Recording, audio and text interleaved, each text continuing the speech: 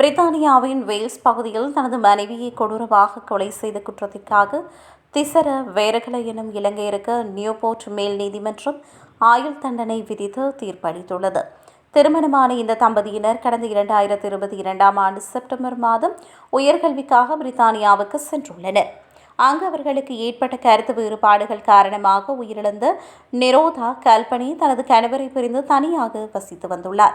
நிரோதா கல்பனி தான் பணிபுரிந்த முதியோர் இல்ல ஊழியர் ஒருவருடன் பழகி வந்ததோடு உயிரிழக்கும் தருவாயில் அவரது வீட்டிலேயே தங்கியிருந்துள்ளார். இதற்கிடையில் திசரவேரகல தனது மனைவியை மீண்டும் தன்னுடன் வந்து வாழுமாறு பலமுறை வற்புறுத்தியுள்ளமை விசாரணையில் தெரியவந்துள்ளது.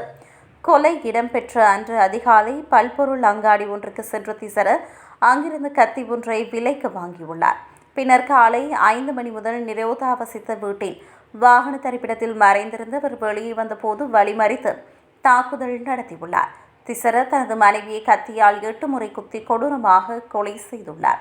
பின்னர் தனது காரில் தப்பி சென்ற அவர் ஓடிக்கொண்டிருந்த லாரி ஒன்றின் முன் பாய்ந்து தற்கொலைக்கு முயன்றுள்ளார். எனினும் காயங்களுடன் உயிர் தப்பிய அவரை போலீசார் கைது செய்துள்ளனர். இந்த வழக்கை விசாரித்த நீதிபதி திசரவேரகல தனது தண்டனை காலத்தில் குறைந்தது 23 ஆண்டுகள் மற்றும் 9 மாதங்களை அனாவசியமாக சிறையில் கழிக்க வேண்டும் என உத்தரவிட்டார்.